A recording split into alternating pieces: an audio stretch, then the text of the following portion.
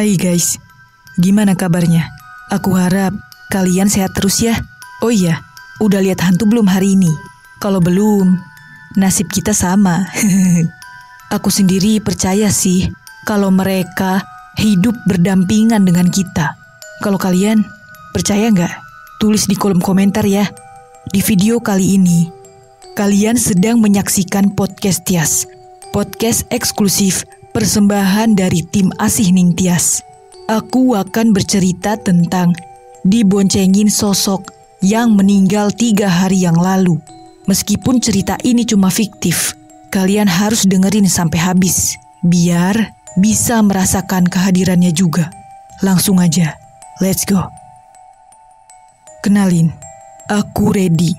Aku seorang laki-laki berusia 25 tahun. Aku tinggal di sebuah desa terpencil di Pulau Jawa. Tetapi sudah 2 tahun belakangan ini, aku merantau ke kota metropolitan. Ya, kalian tahu sendiri, kota apa yang paling banyak jadi perantauan.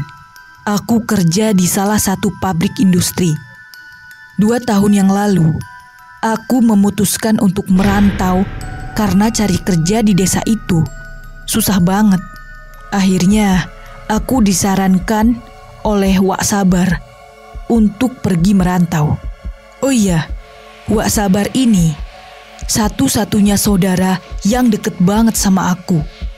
Waktu aku kecil, suka dibawa ke ladangnya dan diajak main. Akhirnya, hari itu, aku mendapatkan cuti akhir tahun dan memutuskan pulang ke kampung halaman. Senang sekali rasanya. Malam setelah pulang kerja, aku segera menyiapkan barang dan pergi ke terminal untuk naik bis. Setelah di dalam bis, semuanya biasa saja, normal-normal saja. Perjalanan bis kan tengah malam, jadi aku capek dan tertidur. Ternyata selang beberapa jam aku tidur. Gak nyangka, udah memasuki wilayah kotaku. Saat itu, jam 3 malam. Aku memutuskan untuk turun di dekat jembatan sungai besar kotaku yang sangat terkenal. Itu belum sampai rumah. Dari pusat kota itu ke rumah kira-kira 15 menitan naik motor atau mobil. Kalau jalan kaki ya bisa 30 menitan.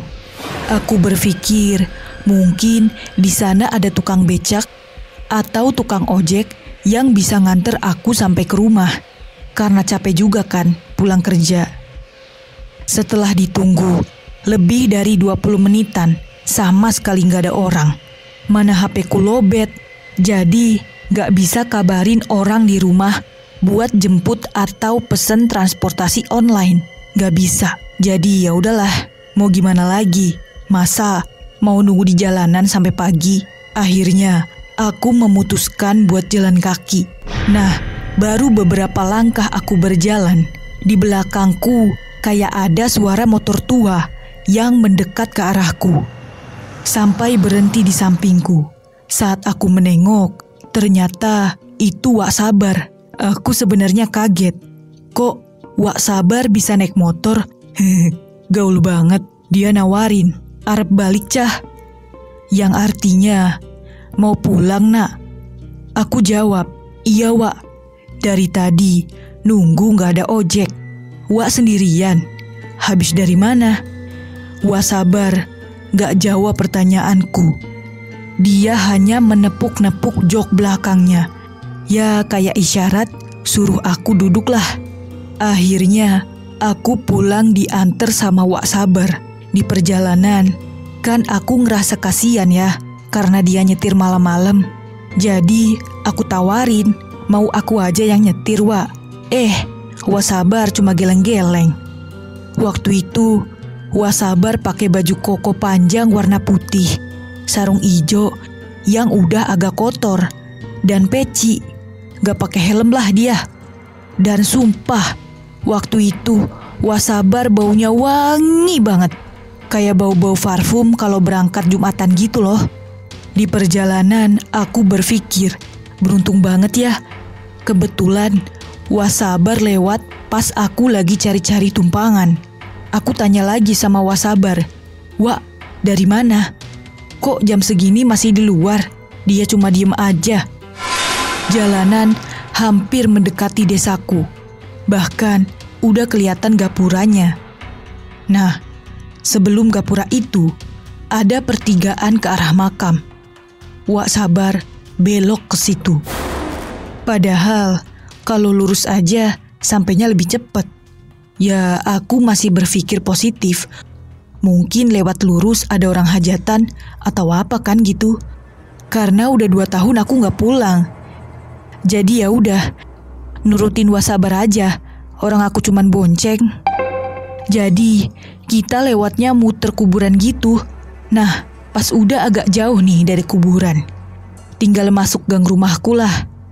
Di sana ada pos ronda. Isinya bapak-bapak lagi ronda sambil ngopi dan main kartu. Aku sapa dong, "Punten Pak." Tapi mereka gak membalas sapaanku. Justru orang-orang yang ada di pos ronda itu ngeliatin aku kaget gitu.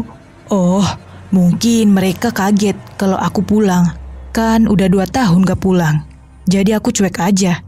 Akhirnya sampailah aku di rumah. Aku tawarin Wak Sabar buat masuk ke dalam rumah dulu, sembari nunggu subuh. Tapi dia malah naik motor gitu aja. Ya udah, aku gak berpikir macem-macem. Aku langsung ketok pintu dan dibukakan oleh ibu. Ibu, bapak, dan adikku bangun. Ya, melepas kangen lah sambil nunggu subuh. Bapak tanya, "Kok gak minta jemput tadi?" Terus ya aku jelasin, HP-ku mati. Ibu nimpali, "Berarti kamu jalan dari sana ke sini?" Terus aku jawab, "Enggak, tadi ada Wak Sabar kebetulan lewat, jadi diboncengin." Kaget banget deh sama Wak Sabar. Biasanya main terus pas kecil. Mendengar jawabanku, ibu, bapak, dan adik kayak tatap-tatapan heran gitu. Terus pas aku tanya kenapa, ternyata ya ini yang buat aku kaget. Ternyata Wak Sabar itu udah meninggal 3 hari yang lalu karena sakit menaun gitu. Lah, orang aku sadar kok. Aku diboncengin Wak Sabar tadi. Kita juga ngobrol.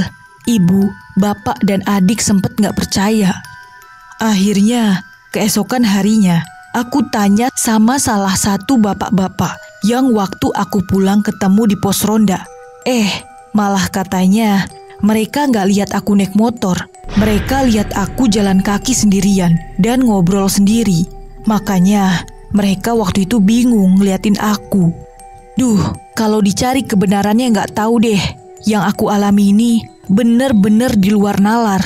Padahal aku sadar naik motor dan getar-getarnya motor tua ngobrol sama Wak Sabar. Ya udah, aku anggap buat pelajaran aja. Mungkin Wak Sabar pengen nolong aku. Makanya waktu itu dia berbau wangi yang artinya baik. Siang itu aku ke makam Wak Sabar dan mengucapkan terima kasih. Nah, itu dia guys ceritanya. Wah, merinding parah sih. Terus naik motor apa naik hantu?